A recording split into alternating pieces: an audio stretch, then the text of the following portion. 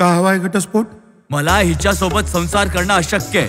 निगरगट्ट माणूस आहे हा. गोडगी बाई आहे ही. लग्नाची किंमत नाहीये याला. अहो माणुसकीच नाहीये हिला. बायकोच्या जातीवर कलंक आहे, कलंक. त्याची लायकीच नाहीये नवरा म्हणून घ्यायची. गप्पा बसा. अरे लव्ह मॅरेज आहे ना रे तुमचं? हो.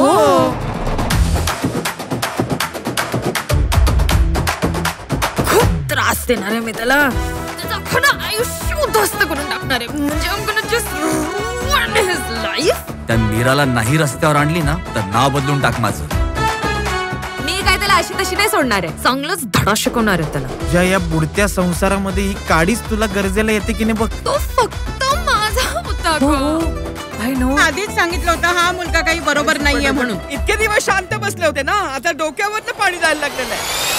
मीरा मी आज तुझा खरा चेहरा बघितलाय ललित. मीरा मी तुला काय सांगते? बोललो होतं आरसा खोटं नाही बोलत. साधीशी वस्तू नाही सांभाळता येते तुला. जीवाभावाची व्यक्ती कशी सांभाळशील? मुकाट्याने हे घर घे, हे पैसे घे आणि एकदाचा मला मोकळा श्वास घेऊ दे. प्लीज शांत हो जरा. आपल्याला आयुष्यात काय मिळालं यापेक्षा आपण आयुष्यात काय काय टिकवलं हे जास्त महत्वाचं आहे. मी तर जिंकूनही हारणार आहे. इथून पुढचा प्रवास मला एकट्यानेच गाठायचा आहे. स्वतःच्या हाताने आयुष्याची रांगोळी काढून घेतली ना. त्या रांगोळीला आकार होता ना रंग. एकदम घाणेरडी. तुझ्यासारखी तिचा बेशिस्तपणा आणि निष्काळजीपणा ना मी कोर्टात सिद्ध करून दाखवणार आहे. मी काय जणू उलटी भरायला चालली आहे इकडे. तू काय मी वास्या असं बाहेर माझ्या नावाची दवंडी पिटत फिरतेस? नाही मला सांग, वास्या म्हणजे काय? अगं आई,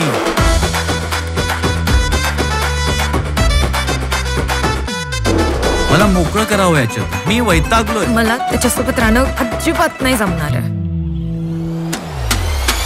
कढीपत्ता माहिती तुम्ही त्या कढीपत्त्यासारखे. कारण आपल्याला माहिती असतं की या कढीपत्त्यामुळे आपलं जेवण सुवासिक होणार आहे. जेवायला सुरुवात करतात तेव्हा पहिल्यांदा त्या कढीपत्त्याचं पान बाहेर काढतात. ताटातून बाहेरून खारकटतात. कारण त्यांना कढीपत्त्याचा फक्त उपयोग माहिती असतो, त्याचा गुणधर्म माहिती नसतो.